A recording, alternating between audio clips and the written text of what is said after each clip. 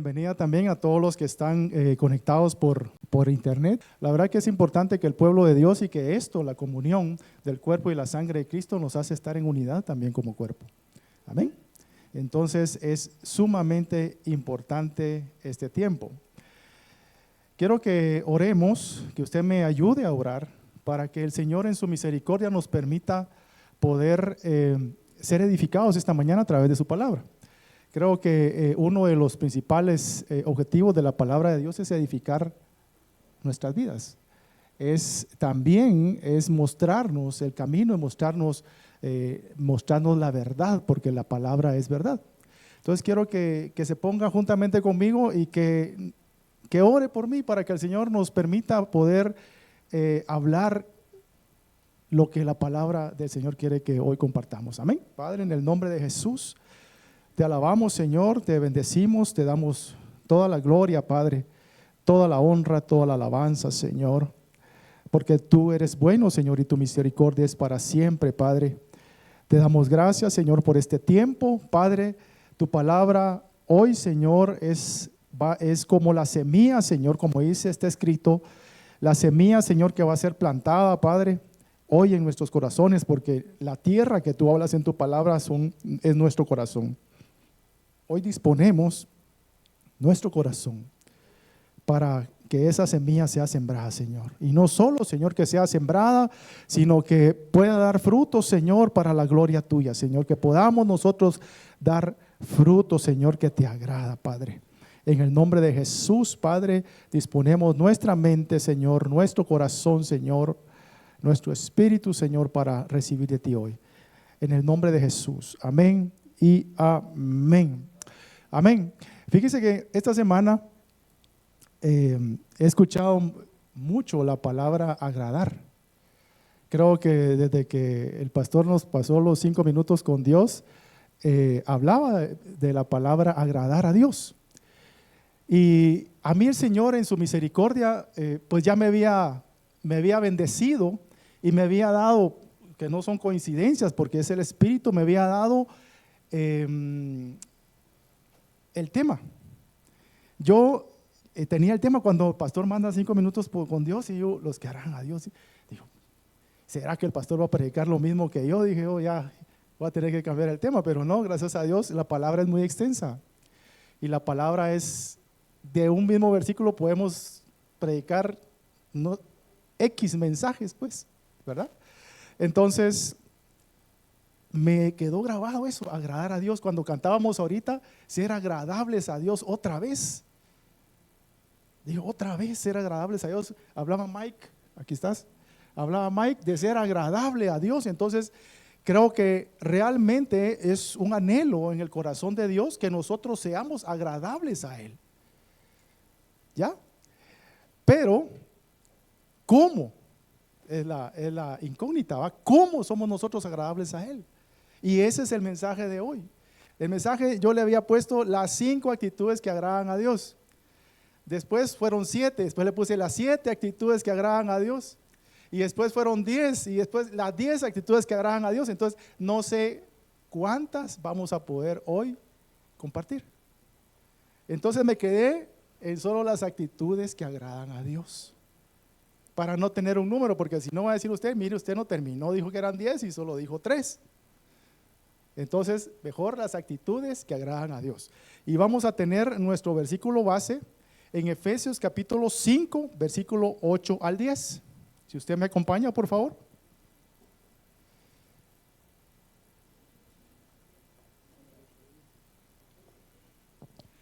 Efesios capítulo 5, versículos del 8 al 10. Y mire que esto es tan precioso.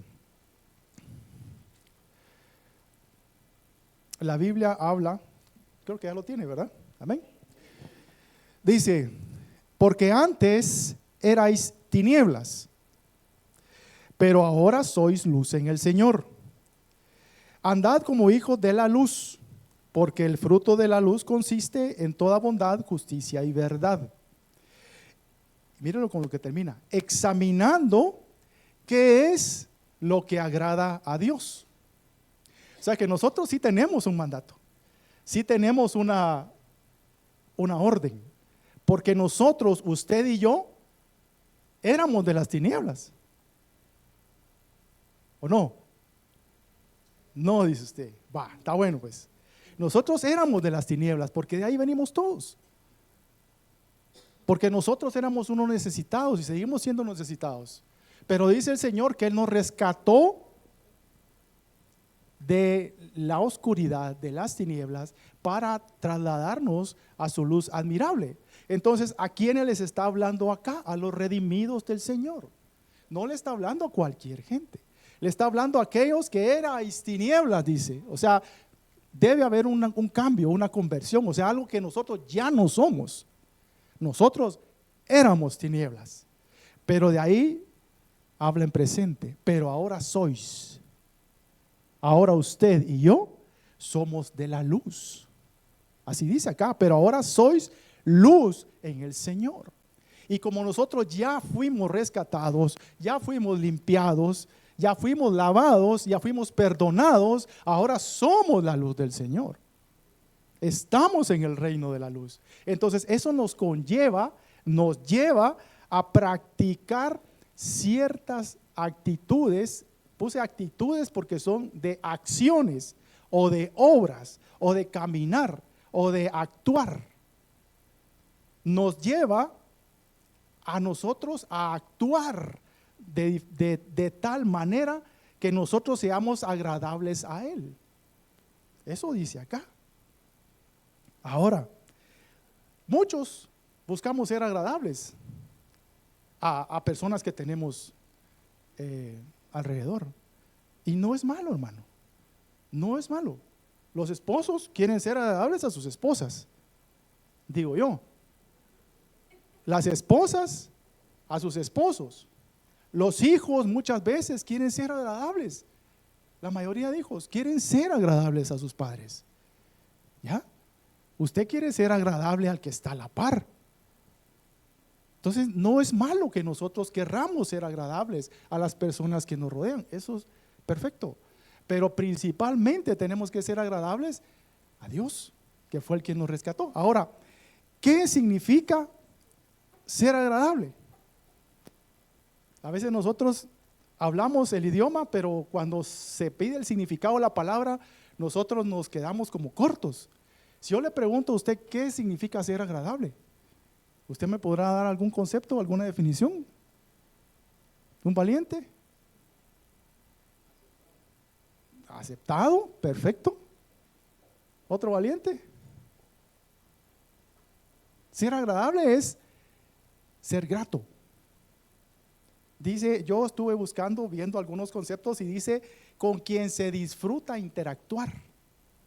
O sea, usted está ahí a la par y está risa y risa con el que está a la par. Usted está disfrutando interactuar con él, porque él es agradable a usted. ¿Ya? Es ser placentero. Es ser de buen gusto para la otra persona. Eso es ser agradable. Pero fíjese que hay un concepto bien interesante. Es tener complacencia con la persona que está con uno. Y cuando encontramos esa palabra de complacencia, ¿qué fue lo que dijo el padre del hijo cuando el Señor fue bautizado? Y dice que bajó el Espíritu Santo como forma de paloma. Y dijo, este es mi hijo amado, en el cual yo tengo complacencia. O sea, él es agradable a mí.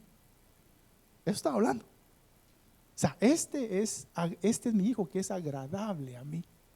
Entonces tenemos un gran ejemplo. Para empezar, a nuestro Señor, que fue lo que Él hizo para ser agradable ante el Padre. Primeramente, ser obediente. Eso es bien importante. Y así hay muchos hombres, principalmente nuestro Señor. Pero hay muchos hombres que hablan la palabra que fueron agradables a Dios. Noé fue agradable a Dios. Abraham fue agradable a Dios. Josué fue agradable a Dios. Moisés fue agradable a Dios. Entonces tenemos que como que tomar el ejemplo de estas personas para ver qué hicieron, cuál fue su conducta para que hayan sido tomados de esa manera, recibidos de esa manera de parte de Dios, porque ellos fueron agradables. Entonces, la Biblia dice que no sirvamos al ojo como los que quieren agradar a los hombres, sino como siervos de Cristo de corazón haciendo la voluntad de Dios. Primeramente nosotros tenemos que buscar ser agradable a Dios. No, dice, como sirviendo al ojo. O sea, no hacer una cosa aquí y hacer otra cosa afuera. Nosotros manteniéndonos con una misma actitud todo el tiempo. Como cristianos, como creyentes, como lo que leímos desde el principio, como los que fuimos rescatados ya de las tinieblas y como los que somos ahora de la luz en el Señor. También habla la palabra en 2 Timoteo 2:4, dice que ninguno que milita se enreda en los negocios de la vida. Milita es ejército, milicia, a fin de agradar a aquel que lo tomó por soldado. O sea, si nosotros estamos alguien que está en un ejército, dice acá que no se enreda de las cosas. Por eso es que cuando están fuera de las instituciones castrenses o del ejército, dice que están de franco, así le llaman. O sea, nosotros no podemos andar de franco, nunca. Porque aquí dice la palabra, ninguno que milita se enreda en negocios de la vida, ninguno que sirve a fin de agradar a aquel que le tomó por soldado. Entonces, vamos a ver algunas de las actitudes que tuvieron estos hombres para ser agradables al Señor. Yo tengo aquí como número 1, que es una bien fácil. Usted me va a decir, esa, check, se llama humildad. La humildad es una de las actitudes que el Señor le agrada de usted y le agrada de mí. Pero tenemos que entender que es la humildad. La humildad no es igual o sinónimo de pobreza. Entendamos bien eso. La humildad no es igual a pobre. O sea, como yo soy pobre, soy humilde. No es así. Hay pobres que son más soberbios y hay ricos que son muy humildes. O sea, no es sinónimo. Entonces no vamos a confundir la humildad con la pobreza. La humildad es reconocer mi condición delante de Dios primeramente. O sea, ¿quién soy yo? Soy un pecador. Eso es uno de los puntos principales de la humildad. Es una actitud del corazón, no solo externa. O sea, nosotros tenemos que tener esa actitud en nuestro corazón de reconocer la necesidad que tenemos de Él. Y fíjese que la palabra que se utiliza para humildad se traduce del hebreo es shaha. Y shaha significa inclinarse. Por eso es que dice que cuando venga la siega y esté la cizaña y esté el trigo, ¿sí? ¿Cuál es la diferencia entre la cizaña y el trigo? Porque son a apariencia es la misma. Que el trigo, por el fruto, se inclina, se humilla. Eso significa humildad, inclinarse. Por eso es que cuando habla la palabra que dice y se postraron y adoraron, humildad también es adorar a Dios. Cuando usted se postra o cuando usted se inclina, usted se está humillando delante de Dios. Y es una cualidad muy importante. Porque la humildad no se preocupa por el prestigio personal, es negarse a uno mismo. Esa es la humildad. O sea, nada que ver con lo que nosotros entendemos de humildad, ¿eh? Está algo diferente. Ahora, ¿qué ejemplo tenemos en la palabra de humildad? Hay un ejemplo bien precioso y es el ejemplo de Salomón. ¿Usted ha oído del rey Salomón? Sí, ¿verdad? ¿Ya? Dice la Biblia que el Señor le permitió a Salomón pedir lo que él quería, porque él era el rey, era el sustituto del rey David. El Señor lo había levantado a él como rey de Israel. ¿Sí? ¿Y qué dijo Salomón? Primer libro de Reyes, capítulo 3, versículo 9 al 10. Si usted me acompaña, por favor.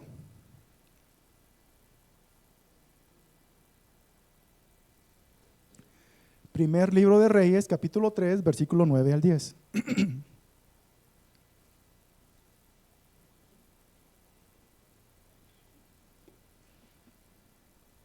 Mire lo que pidió Salomón. Dice pues: da pues a tu siervo corazón entendido para juzgar a tu pueblo y para discernir entre lo bueno y lo malo. Porque ¿quién podrá gobernar a este pueblo tan grande? Y mira lo que dice después. Y agradó delante del Señor que Salomón pidiera esto. Ahora, ¿Salomón tenía la oportunidad de pedir lo que quisiera? Sí. ¿Por qué el Señor le dijo que lo había agradado? Ayúdeme. Por las palabras. ¿Pero por qué? ¿Por qué más? Porque Salomón se negó a sí mismo. ¿Se humilló? Por eso Salomón se negó a sí mismo. O sea, pudo pedir para él, pero ¿qué pidió? Señor, dame, pero para que yo pueda bendecir a estos, bendecir al pueblo. O sea, en su corazón estaba ahí. Él lo que quería era ser bendición para su pueblo. Y eso fue lo que el Señor vio en su corazón y le agradó. La humildad que tuvo, se negó a sí mismo. Porque como rey, ¿qué le dijo el Señor después? Porque no me pediste riqueza, no me pediste poder, no me pediste otras cosas que yo esperaba que me pidieras, porque era lo más normal tal vez en un rey. Lo que tú pediste fue sabiduría e inteligencia para gobernar, para bendecir al pueblo. Entonces la humildad es cuando nosotros nos negamos a nosotros mismos y comenzamos a hacer las cosas para que el otro tenga bendición. Esa es humildad. Salomón. Amén. ¿Qué más? Dice la Biblia que también a través de la humildad se adora a Dios. Lo que hablamos desde un principio, Nehemías 8:6, no lo vamos a leer, creo que vamos a solo dejarlo que lo apunte. Nehemías 8:6, a través de la humildad se adora a Dios. Y la humildad, cuando usted es humilde, usted va a tener bendiciones, así como Salomón. Salomón al final recibió lo que no había pedido. Recibió sabiduría, recibió inteligencia, pero también recibió riqueza. Fue el reino más rico que hubo en Israel.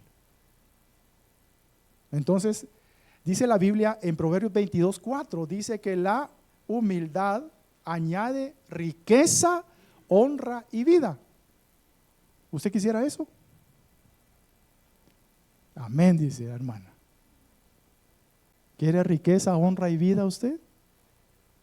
Seamos humildes. Démonos a los demás. El Señor Jesucristo es el ejemplo más grande de todos los ejemplos que vamos a ver acá.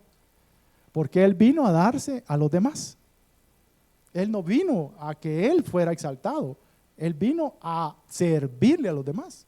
Por eso habla en la palabra. Y nosotros a veces nos choca un poco porque va en contra de la lógica humana.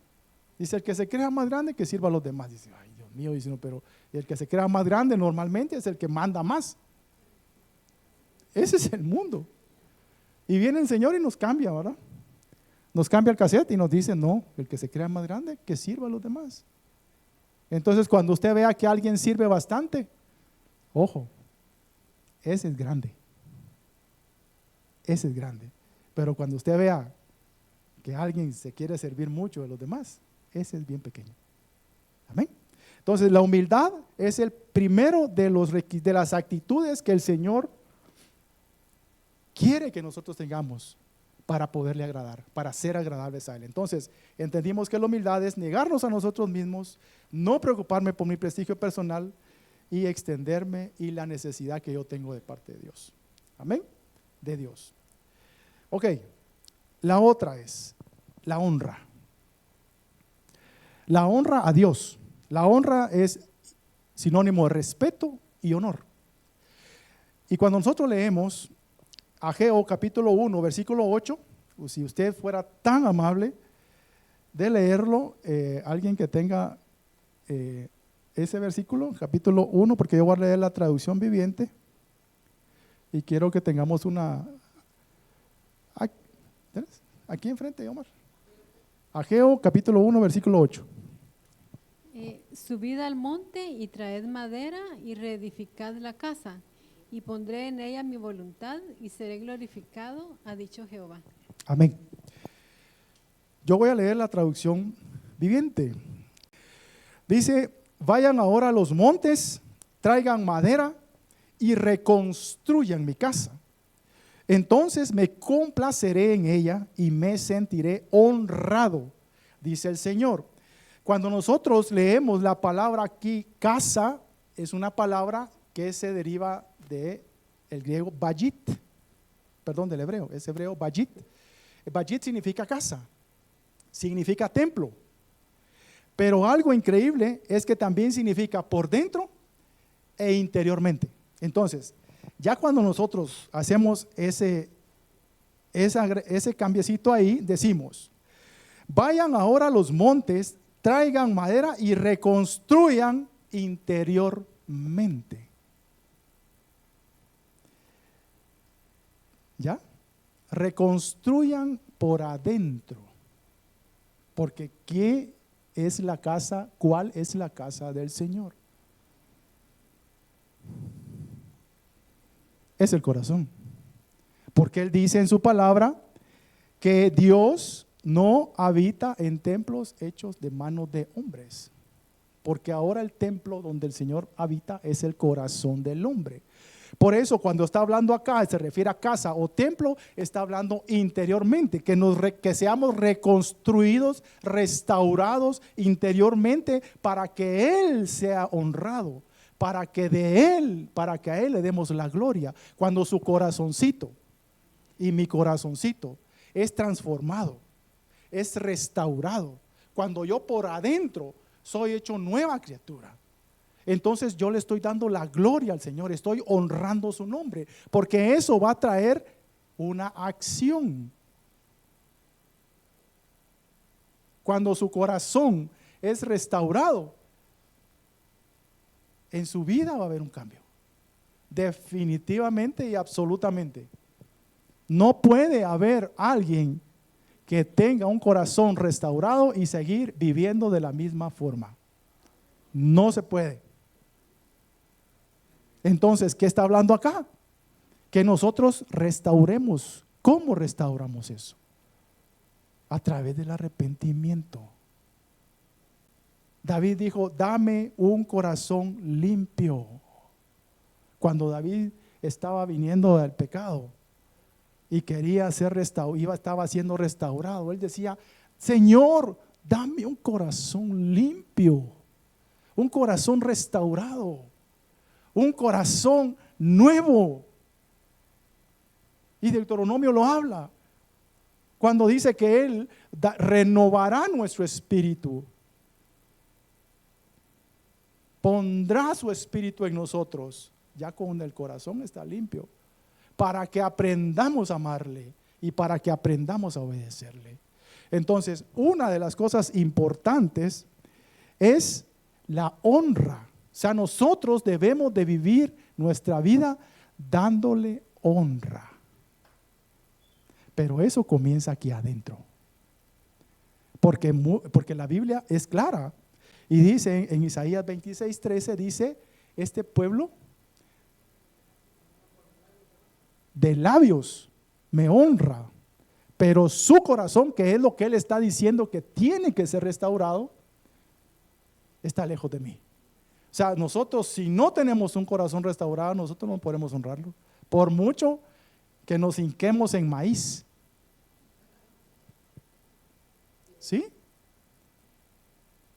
Por mucho que nosotros caminemos hincados de aquí a nuestra casa hoy, si nuestro corazón no es restaurado a través del arrepentimiento, de la confesión de nuestros pecados, de la conversión, no podemos honrarlo. Entonces nos vamos a quedar solo con las palabras vacías. Señor, comenzamos a hacer un montón de palabras, o a decir un montón de palabras, pero el Señor lo que está viendo es tu corazón. Entonces, la segunda actitud es la honra. O sea, nosotros debemos de vivir nuestra vida dándole honra al Señor. Amén. La número 3. Vamos a ver si llegamos a las 10. Traigo 10. La número 3 es la valentía. Fíjese que, es que esto es hermoso. Porque Apocalipsis dice que de los cobardes el Señor no se hará. Porque los cobardes, los incrédulos, los abominables, Apocalipsis 21:8, dice que van a formar parte, pero en el lago de fuego, en la muerte eterna. O sea, los cobardes para el Señor no le agradan. Por eso puse acá la valentía. Pero, ¿para qué nos sirve esa cualidad? ¿Para sacar pecho? ¿Para qué será? ¿Para alardear? ¿Para enseñorearme de los demás? ¿Para enfrentar? Muy bien. Entonces, cuando nosotros entendemos la palabra valentía, es alguien que tiene valor, que tiene coraje. ¿Ya? Es casi un Juan sin miedo, casi. Solo que su coraje y su valor no depende de él, depende de Dios. Entonces, una de las cualidades que es la valentía nos sirve a nosotros para dar a conocer a nuestros enemigos a quién es el Dios que nosotros servimos. Primer libro de Samuel 17:45. Por favor, quiero que lo lea juntamente conmigo.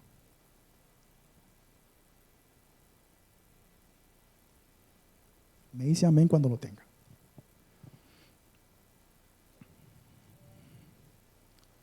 Primer libro de Samuel, capítulo 17, versículo 45.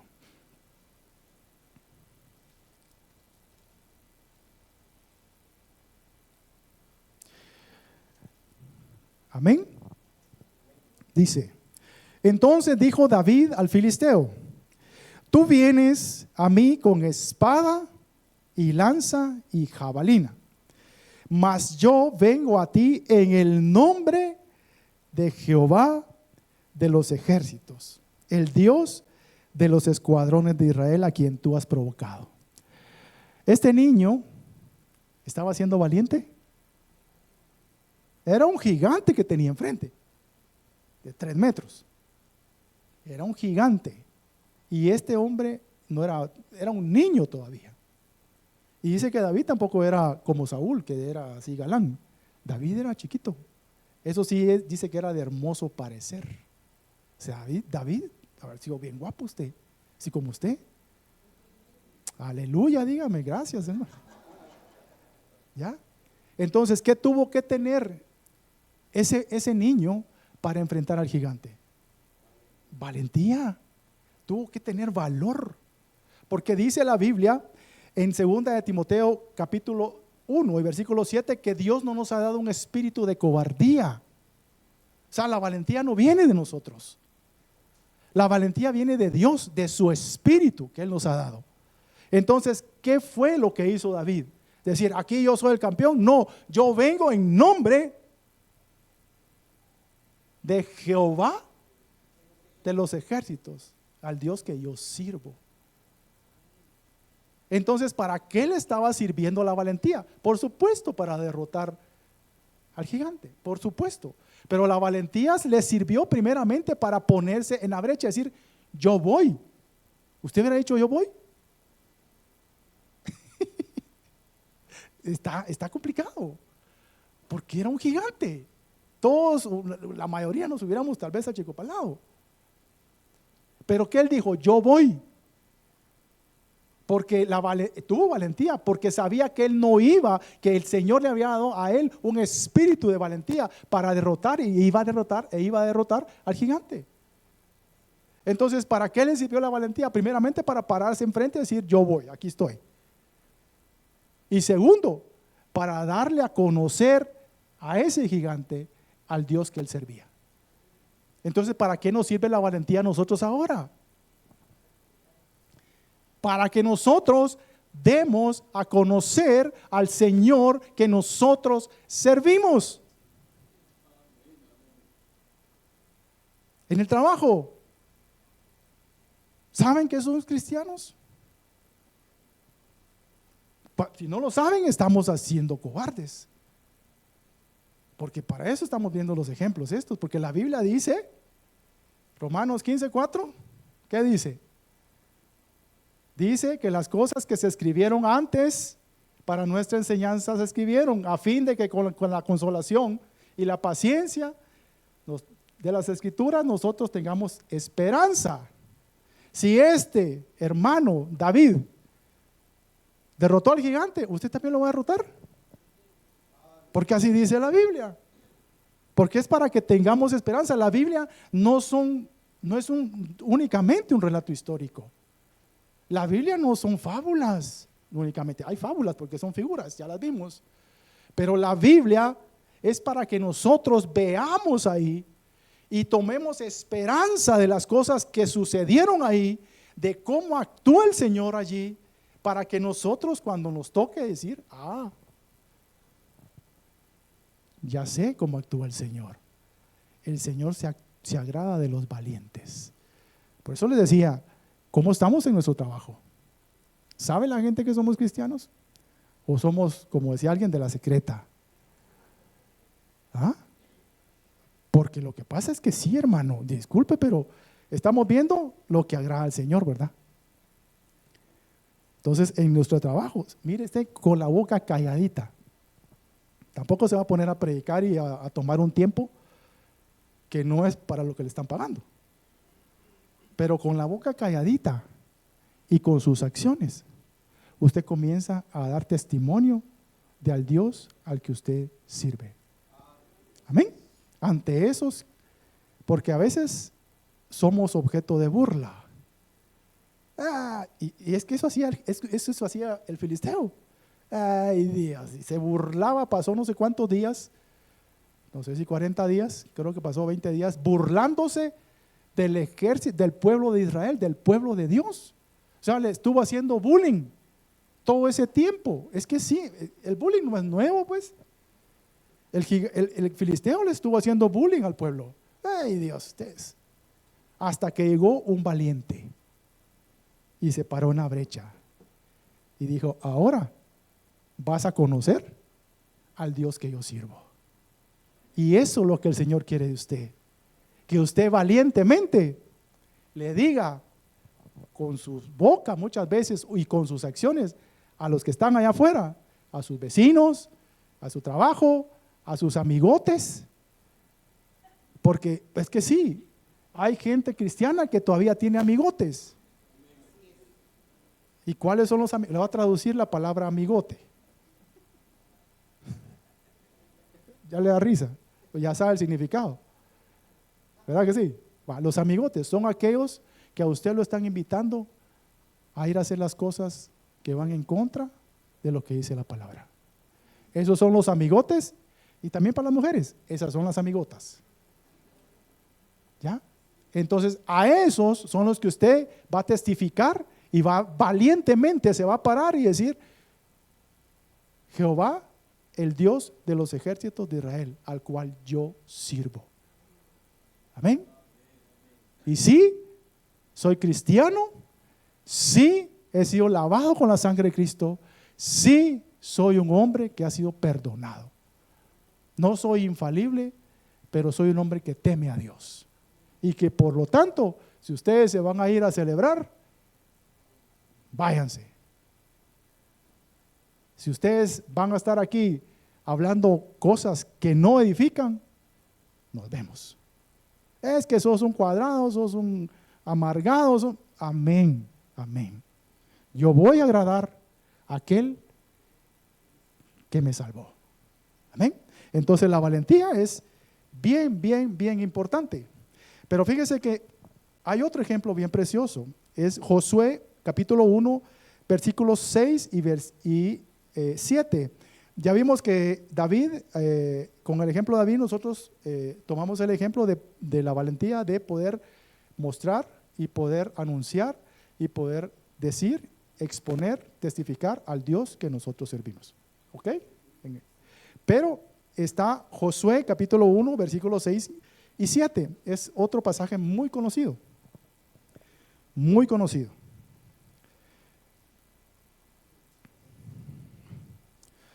Josué 1, 6, 7. Dice: sé fuerte y valiente. Otra vez. Porque tú serás quien guíe a este pueblo para que tome posesión de toda la tierra que juré a sus antepasados que les daría. De ahí le vuelve a decir: sé fuerte y muy valiente. Ten cuidado de obedecer todas las instrucciones que Moisés te dio. No te desvíes de ellas ni a la derecha ni a la izquierda. Entonces te irá bien en todo lo que hagas. ¿Qué le estaba diciendo el Señor a Josué? El Señor estaba hablando. No era Moisés, era el Señor. Sé fuerte y valiente. Dos cosas. ¿Por qué? Porque a Josué le tocaba el trabajo o la ocupación o la profesión o el encargo de pasar, de entrar al pueblo de Dios a la tierra prometida. Moisés no iba a entrar, usted ya conoce la historia. Moisés no entró a la tierra prometida y previo de que estaban antes del río Jordán, que después del río Jordán estaba la tierra prometida, el Señor le dice: sé fuerte y valiente. Entonces, ¿para qué sirve la valentía? También nos sirve para guiar a otros a la verdad. Eso es lo que está hablando acá. Dice: ¿por qué fuerte y valiente? Porque serás quien guíe a este pueblo. O sea, no es fácil, hermano. No es fácil. Porque hay gigantes, hay enemigos, hay oposición. ¿Ya? Pero el hombre valiente, la mujer valiente, es la que toma esa valentía que viene de parte de Dios para guiar, primeramente a los de su casa. Primeramente usted va a guiar a los más cercanos, o sea, no se va a poner a guiar a los de afuera y su casa, no. Primeramente es nuestra casa. Entonces, esa valentía, porque es que a veces, mire, es que de veras, sabe que allá afuera dice que no hay peor cuña que la del mismo palo. Es un proverbio, es que mire, pues los proverbios son dichos. O sea, y ese es un proverbio. ¿Ya? Es una sabiduría humana. Nosotros tenemos los proverbios que dejó el Señor, que son de sabiduría e inspiración divina y son para vida eterna. Pero así dice ese proverbio, dice, proverbio secular, digamos, dicho pues, dice que no hay peor cuña que la del mismo palo, porque a veces los de la casa son los que más cuestan usted. Y a veces nosotros nos achicopalamos, hombre, con los de nuestra casa, porque como nos conocen, ¿va usted? Y peor si nosotros no estamos dando testimonio. Ay Dios, ahí nos agarran, miren. Por eso es parte de lo que nosotros necesitamos, es dar testimonio. Cuando nosotros lleguemos con la palabra a los de nuestra casa, ya hay un testimonio. Ya llegó el testimonio primero, que es lo ideal. Y después llegamos nosotros y abrimos la boca. Pero lo más difícil es de la casa, porque comienzan a sacarle lo que usted fue. Y ahí, mire usted, a muchos se los traen. Por eso necesitamos ser valientes y saber a qué Dios servimos. Por eso comenzamos con eso. Dice esto, ¿verdad? Y después le dice, sé fuerte y muy valiente. Ten cuidado de obedecer las instrucciones que Moisés te dio, no te desvíes ni a la derecha ni a la izquierda, entonces te irá bien. Entonces, la valentía nos sirve para guiar a otros, primeramente a nuestra casa. Nos sirve porque vamos a tener oposición y tenemos que ser valientes. ¿Ya? Pero hay otro pasaje aquí adelante, solo se lo voy a leer porque si el tiempo sí me está corriendo. Josué 1:14, lo voy a leer yo. Dice, vuestras mujeres, vuestros niños y vuestros ganados quedarán en la tierra que Moisés os ha dado a este lado del Jordán. O sea, como le dije, estaban previo a entrar a la tierra prometida y estaban antes del Jordán. Mas vosotros, los valientes y fuertes, pasaréis armados delante de nuestros hermanos. Y aquí hay algo bien importante. Porque no solo usted necesita ser valiente. Necesita estar armado. Aquí dice, todos los valientes y fuertes pasaréis armados delante de vuestros hermanos y les ayudaréis. ¿Ya lo vio? O sea, el valiente es el que va a ayudar, lo que dije, es el que guía a otros, el que va a ayudar. Pero tiene que estar armado. Y ya vimos lo que es la armadura de Dios, ¿verdad? El casco de la salvación, la coraza de la justicia, el cinto de la verdad, el escudo de la fe, la espada de la palabra y las sandalias del evangelio. Y eso no es que yo me pongo la armadura, no. Esa es una forma de vida. Lo que le dije. Nosotros tenemos que creer en la salvación que el Señor ya nos dio. Y eso va a ser como un casco, dice, en nuestros pensamientos, cuando vengan los dardos encendidos del enemigo. Estar firmes, y eso viene amarrado de la fe. Que nosotros tenemos en nuestra mente sembrado la salvación que el Señor nos ha dado a través de Cristo Jesús.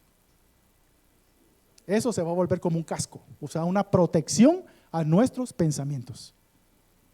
De ahí viene la coraza. ¿Y qué protege la coraza? El corazón. Tenemos que tener un corazón guardado, hermano. Un corazón guardado de toda contaminación. De ahí tenemos el escudo de la fe. Con la fe nosotros vamos a repeler los dardos del enemigo encendidos, dice. O sea, los ataques del enemigo. La fe viene por el oír. Y el oír, la palabra de Dios.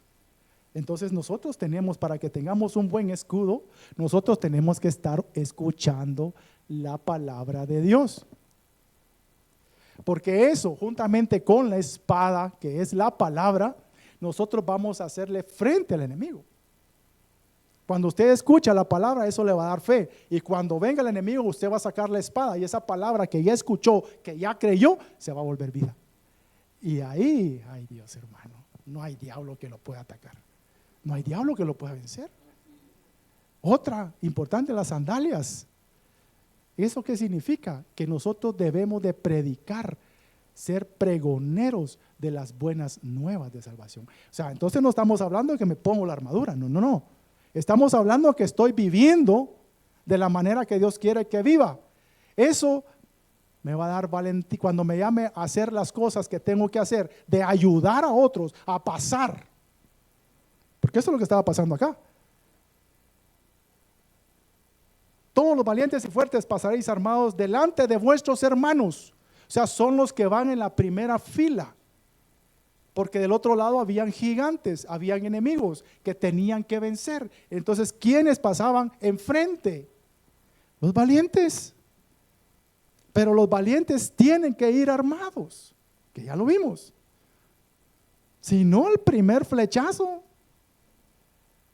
No sé si usted ha visto algunas películas de batallas. A mí me gusta ver de batallas. pero de las batallas de antes, ¿verdad? No esas de pistola, no, que de las, cuando se daban con espadas y con lanzas. Era increíble eso usted. Increíble. Porque no sabía uno de dónde le venía. Yo no sé cómo hacían para distinguir a quién le daban o a quién no le daban. Yo creo que a él agarraban parejo, man. El que se le ponía enfrente era amigo o enemigo, se iba. Es que yo pienso que no daba tiempo de decir, vos sos amigo, no sos vos. No. Pero si sos vos. No.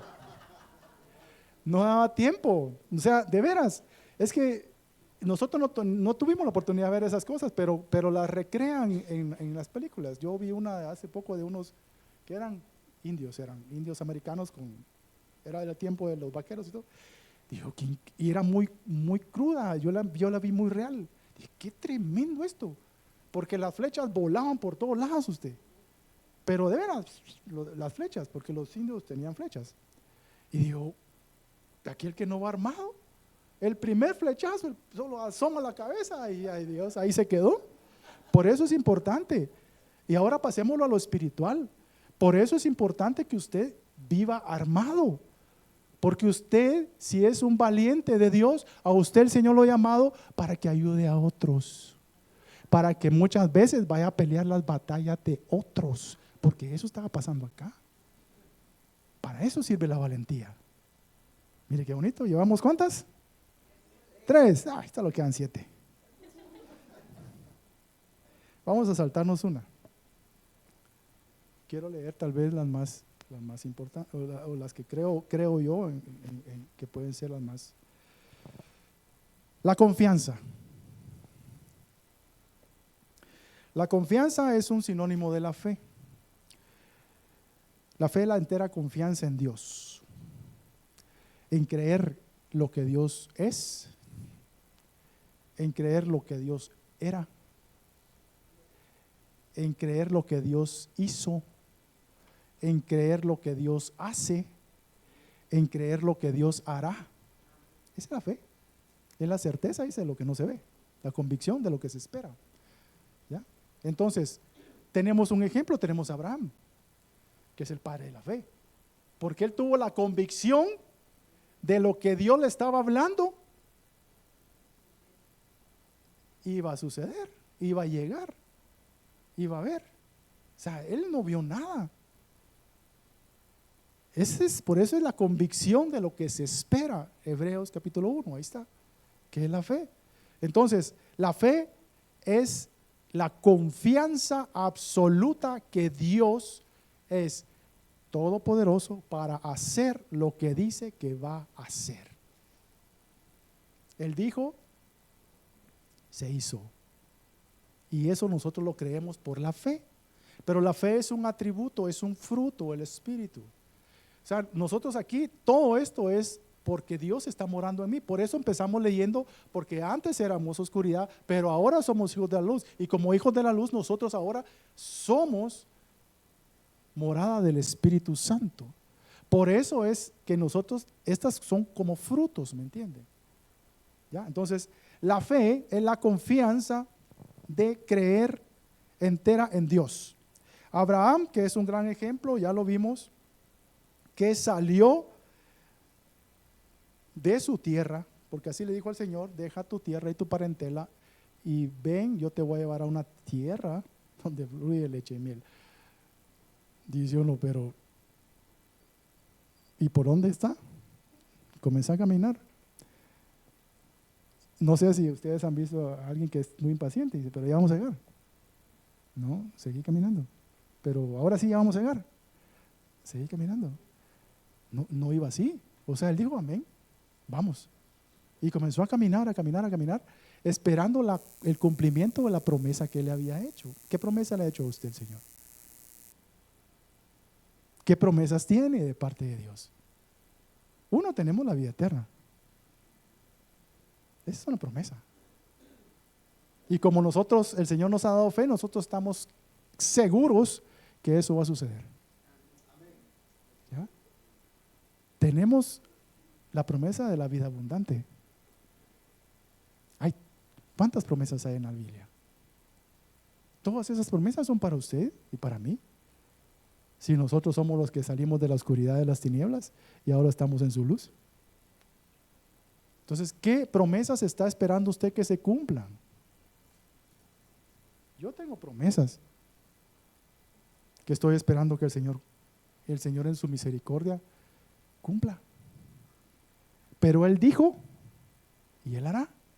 Entonces, no hay imposible para Dios. Dice la Biblia en Hebreos 11:6 que sin fe es imposible agradar a Dios. O sea, si nosotros no tenemos la confianza en que Él es lo que dice que es, que va a ser lo que dice que va a ser, que ya hizo lo que dice que hizo, porque por eso tenemos la palabra, donde dice que Él hizo. Y nosotros la creemos. ¿Usted cree la palabra de Dios? ¿Usted cree que dice la Biblia que el Señor hizo los cielos y la tierra? Eso dice la palabra. Pero eso es por la fe. Es la confianza que usted tiene de que es cierto. Entonces, tenemos en Jeremías, dice, bendito el hombre que confía en mí, que yo soy el Señor. ¿Sí? Qué lindo.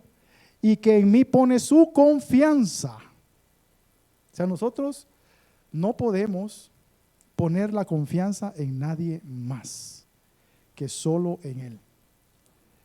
Dice que uno de los hombres que a pesar de la prueba, a pesar del sufrimiento, a pesar de la angustia, a pesar de la tribulación, puso su confianza en el Señor. ¿Sabe quién es? Usted lo sabe. Job. Job, dice la Biblia, que él puso su confianza en Él. Dice voy a leerles Job 19, del 25 al 7. Job capítulo 19, versículo 25. Capítulo 19, versículo 25 y 27. Dice la Biblia, yo voy a leer esta traducción, creo que es la del lenguaje actual, si no estoy mal. Cuando dice la Biblia, yo sé que mi Redentor vive. Pero mire lo que dijo Job ahí, usted es tan poderoso, porque él estaba en medio del sufrimiento, o sea, ya había perdido todo, perdió su familia, perdió sus bienes, perdió todo, aparte no tenía salud, tenía una sarna que lo estaba matando, con llagas, y dice, yo voy a leer esta versión que es la actual, dice, yo sé que mi Dios vive. Fíjese que lo que estaba diciendo en medio del sufrimiento. Y yo tomé esta versión porque amplía un poco más, y esto es tremendo. Ahora lo que dice es, sé que triunfará sobre la muerte. ¿De quién está hablando? De Jesucristo. Y me declarará inocente. ¿Por qué? Por la justificación a través de Él. Cuando mi cuerpo haya sido destruido, veré a Dios con mis propios ojos. O sea, él tenía la confianza que cuando se muera, él iba a ver al Señor. No, lo mismo dijo Pablo, pues. Ausentes en el cuerpo, presentes en el Señor. Presentes en el cuerpo, ausentes en el Señor. O sea, cuando usted se muera, que espero que no sea pronto, que tenga muchos años. Sí, es mi anhelo, es mi deseo, lo bendigo. Usted va a ver al Señor. Porque mire este hombre cuánto tiempo antes hizo esta declaración. Estaba hablando de Cristo, por eso es que la Biblia dice escudriñar las Escrituras. Porque ciertamente en ellas hay vida eterna y ellas son las que dan testimonio de mí. O sea, la Escritura no testifica de nadie más. Las Escrituras testifican de Jesucristo. Y mire que estaba hablando Job, estaba hablando de su Redentor, del que lo iba a redimir, del que le iba a perdonar y del que estaba dando vida eterna, porque él estaba viendo después de la muerte. O sea, él estaba vivo todavía cuando estaba diciendo esto. ¿Y qué estaba asegurando? Que después de que yo muera, yo lo voy a ver a Él. ¿De quién está hablando? De Jesucristo, de su Redentor. Y Jesucristo no había venido como hombre todavía. La palabra todavía no se había hecho carne. Entonces, mire la confianza que tenía este hombre.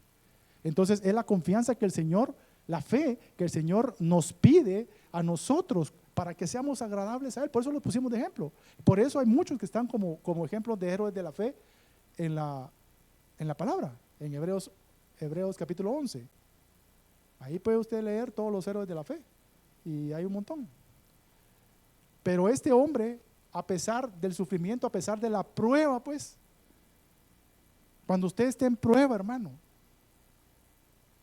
cuando estemos pasando una prueba, que nuestra confianza no decaiga, porque poderoso es Él para sacarnos. Amén. Yo no sé qué prueba está pasando usted, o si no está pasando prueba, pero poderoso es el Señor para sacarlo a usted de la prueba donde está, porque Él dice que juntamente con la prueba Él da la salida. También Habacuc lo dice. ¿Qué dice Habacuc? Aunque no haya frutos en los viñedos, aunque no haya en los corrales, no haya ganado. O sea, ¿en dónde estaba poniendo su confianza? Estaba poniendo su confianza declarando algo en una situación difícil. Mire, si decir yo confío en Dios cuando está en toda la abundancia y a usted no le hace falta nada, entre comillas, tenemos que confiar en Dios cuando estamos ahí abajo, cuando estamos pasando una prueba, cuando estamos ahí clamando, Señor, ayúdame,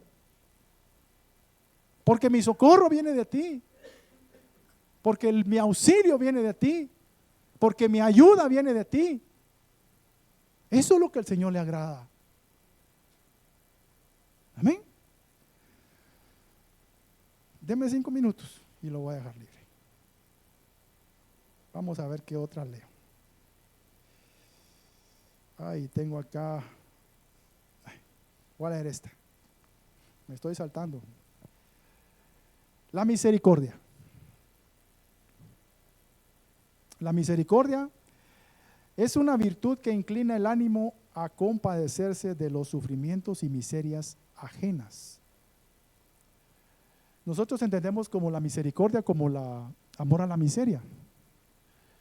Pero yo esto lo amarro con la otra actitud que tengo acá. Porque la misericordia no es solo amar la miseria, es compadecerse, es ponerme en el lugar de la otra persona para sufrir en mí lo que ella está sufriendo. Entonces, cuando nosotros comenzamos a experimentar lo que la otra, aunque no lo esté pasando, por eso se llama misericordia, aunque usted no lo esté pasando, pero cuando empezamos a experimentar lo que la otra persona está pasando, ahí es otra cosa, que realmente nosotros sintamos el dolor. O sea, es que decía amar la miseria, ok, yo amo la miseria, no. Jesucristo, dice la Biblia, que Él sudó gotas de sangre. ¿Por qué? Porque Él estaba sintiendo y recibiendo sobre Él todos los pecados de los hombres de todos los tiempos. O sea, Él estaba sintiendo en su cuerpo, en su alma, estaba sintiendo lo que nosotros somos como pecadores. Eso es misericordia. Es ponerse en la otra, ponerse en los zapatos del otro, pues. Y comenzar, cuando nosotros comenzamos a sentir el hambre de la persona, comenzamos a sentir el dolor, comenzamos a sentir la ausencia de Dios en la vida de esa persona, comenzamos a sentir su tristeza, comenzamos a sentir su desánimo. Entonces nosotros vamos a comenzar a amar porque nos va a mover. Por eso es que nosotros las cosas las tenemos que hacer por amor, hermano, no por obligación. Nosotros debemos de llegar a ese punto, amar a las personas. Y mire que está el ejemplo del buen samaritano.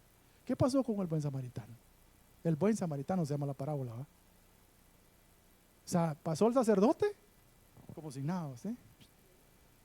Pasó un levita religioso, pasó la ley, nada, ¿sí? Pero pasó alguien que sintió,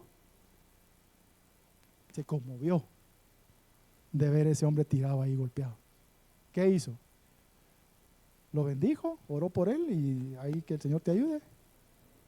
Se lo llevó, o sea, accionó, comenzó a actuar, dijo, no lo levantó, lo llevó a un lugar donde lo pudieran curar y donde le pudieran dar de comer. Y después dijo, después de 2 días, dejó pagado, y después si te sale más todavía, yo cuando regrese te pago, le dijo al mesonero. Entonces, ¿qué sintió ese hombre, ese samaritano? Y ese es el prójimo, dice la Biblia. El prójimo es aquel que se compadece del que está mal. Ese es el prójimo. Entonces, ese es el ejemplo que tenemos. Solo les voy a leer este nada más, porque ya son las 10 y con ese vamos a orar, porque ya no me queda tiempo. La intercesión. Ay, Dios mío, es que se van a quedar unos buenos, pero bueno. La intercesión es ponerse en el lugar del otro. Por eso les decía que la misericordia yo la amarraba con la intercesión. Porque es lo mismo, para mí es algo muy similar, eso así fue como lo entendí. Dices, sufriendo y sintiendo lo que el otro siente para poder clamar delante de Dios. Si hay algún enfermo, si hay alguno, o sea, el Señor nos manda a interceder por los demás. Fíjese que en la palabra de Dios habla de un hombre que se llamaba Nehemías, que era un copero, y que llegaron a sus oídos que su pueblo, que estaba en cautiverio, estaba mal. Primero que estaba en cautiverio, y también que las murallas de la ciudad de Jerusalén estaban en ruinas. Y de ahí se conmovió su corazón. Él estaba en el palacio porque él era un copero. El copero es el que prueba la comida del rey para ver si no está envenenado. O sea, ese era su trabajo. El vino y la comida, ese era su trabajo, de probar la comida y la bebida que el rey tenía para ver si no estaba envenenado. Él estaba en un palacio. Pero dice que cuando escuchó eso, que vinieron con las noticias sus hermanos, se conmovió su corazón. Y mire la oración, yo quiero que leamos Nehemías, vamos a leer rapidito hoy. Vamos a ver si lo encuentro. Ay. Aquí está. Dice, vamos a poner acá. Mire la intercesión que hace este hombre. Cuando oí estas palabras, versículo 4, Nehemías 1, versículo 4. Cuando oí estas palabras me senté y lloré. O sea, él no estaba pasando eso. Él estaba escuchando lo que le habían contado, lo que estaba sucediendo. Dice, lloré, me senté y lloré e hice duelo por algunos días y ayuné y oré delante de Dios de los cielos por lo que había escuchado. Él no lo estaba sintiendo, no lo estaba viviendo, perdón. Él lo había escuchado. Y se conmovió tanto su corazón y le dolió tanto, sintió el sufrimiento que los otros estaban pasando. Dice, cuando oí, dice, y dije, te ruego, oh Jehová, Dios de los cielos, fuerte. Mire, esta intercesión es maravillosa. Si la puede subrayar usted. Te ruego, oh Jehová, Dios de los cielos, fuerte, grande y temible, que guarda el pacto y la misericordia a los que aman y guardan sus mandamientos. Esté ahora atento tu oído y abiertos tus ojos para oír la oración de tu siervo, que hago ahora delante de ti día y noche, por los hijos de Israel, tus siervos. Y confieso los pecados de los hijos de Israel que hemos cometido contra ti. Y sí, yo y la casa de mi padre hemos pecado. Mire que ya se estaban poniendo él dentro de todo el pueblo. Él no estaba ahí, él estaba en el palacio. Y ya estaba él metiéndose, pidiendo perdón juntamente él por sus hermanos, pero él se estaba incluyendo también. En extremo nos hemos corrompido, mire, contra ti, y no hemos guardado los mandamientos, estatutos y preceptos que diste a Moisés tu siervo. Entonces vamos a saltarnos al 11, versículo 11. Te ruego, oh Jehová, esté ahora atento tu oído a la oración de tu siervo y a la oración de tus siervos, quienes desean reverenciar tu nombre. Mire que hay una palabra que hay que subrayar siempre. Concede ahora buen éxito a tu siervo y dale gracia delante de aquel varón, porque yo servía de copero al rey. Entonces, la intercesión sirve para restaurar a otros. Hay hermanos que tienen en ruinas, que están en ruinas, viviendo en ruinas, en sus muros están en ruinas. Tu intercesión puede ayudar a que esos muros en la vida de estos hermanos sean edificados, para que ellos estén guardados, para que ellos estén protegidos, porque para eso servían los muros, para proteger a las ciudades de los enemigos.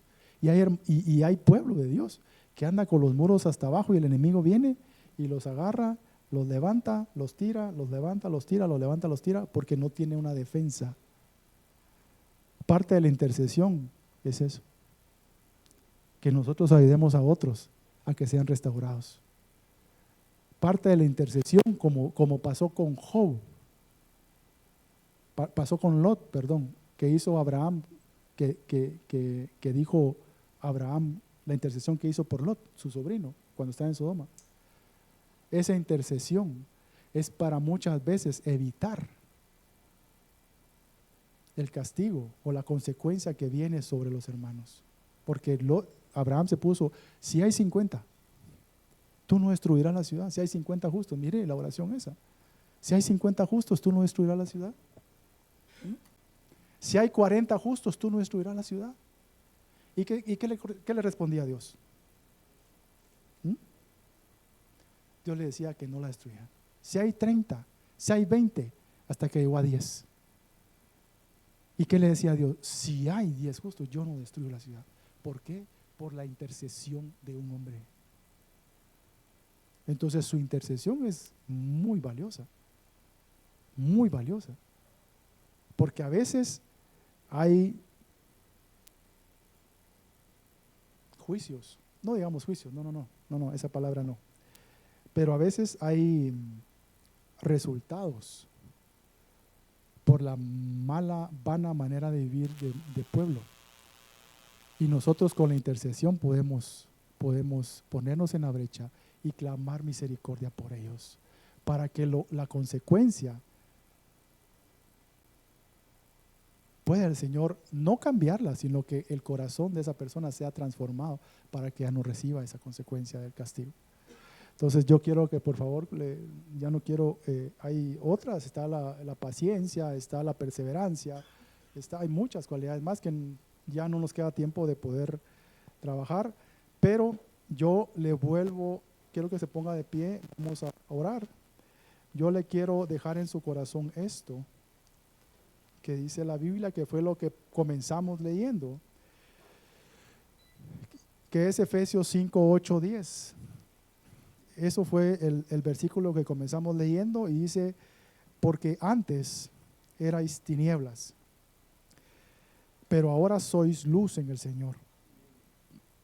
Andad como hijos de la luz, porque el fruto de la luz consiste en toda bondad, justicia y verdad, examinando qué es lo que agrada al Señor. Que ese sea nuestro pensamiento, examinar qué es lo que le agrada al Señor. Ya vimos algunos puntos, hay muchos más que no por causa de tiempo no se pueden hablar. Pero parte de lo que debe haber en nuestro corazón, lo vimos hoy en la Santa Cena, la administración de la Santa Cena, es ver hacia adentro. ¿Cómo estoy? Primeramente. ¿Cómo estoy con el Señor? para ver si la vida que yo estoy llevando, si las acciones que yo estoy tomando son agradables a Él. Amén. Entonces, oremos, Padre, en el nombre de Jesús. Tú eres bendito por los siglos de los siglos, Señor. Te damos gracias. Gracias, Señor, porque tú nos has rescatado de las tinieblas. Porque tú nos has rescatado de la esclavitud, Señor. Porque tú nos has trasladado, Señor, del reino de la oscuridad a tu luz admirable, Señor. Porque tú nos has aceptado, Padre, como tus hijos. Padre bendito, porque ahora tú, Señor, eres nuestro Rey, nuestro Salvador. Te suplicamos, Padre bendito, que nos ayudes, como dice tu palabra, que examinemos en nosotros qué es lo que te agrada, qué es lo que conmueve tu corazón, Señor. Así, Señor, como bajaba, Señor, en el huerto, como dice tu palabra, a hablar con Adán, porque él era agradable a ti, Señor, porque tenías complacencia en él, porque te era, Señor, deleitoso estar hablando con él, Señor, porque él era limpio, porque no había pecado, Señor. Padre, perdona nuestros pecados, porque sabemos, Señor, que nosotros nos apartamos de ti cuando pecamos, que nosotros ya no somos agradables ante ti, Señor, cuando pecamos, Señor. Ayúdanos, Padre, a examinarnos cada día para caminar, Señor, de una manera que tu corazón, Señor, se agrade, Padre. Tu palabra dice, Señor, y es la única parte donde tú, Señor, expones un corazón tan bueno, Señor, y dice: cuánto quisiera que tuvieran un corazón que me temiera y que me obedeciera. Es un anhelo tuyo, Señor. Un anhelo que salió de tu propia boca, Señor, deseando que un pueblo, Señor, que somos ahora nosotros, tengamos un corazón, Señor, que te tema y que te obedezca, Señor. Danos un corazón nuevo, Señor, en el cual tú habites. Danos un corazón, Señor, en el cual, Señor, podamos cumplir, Señor, lo que tú mandas, Padre, porque te amamos. En el nombre de Jesús te damos gracias. Aleluya. Amén. Amén.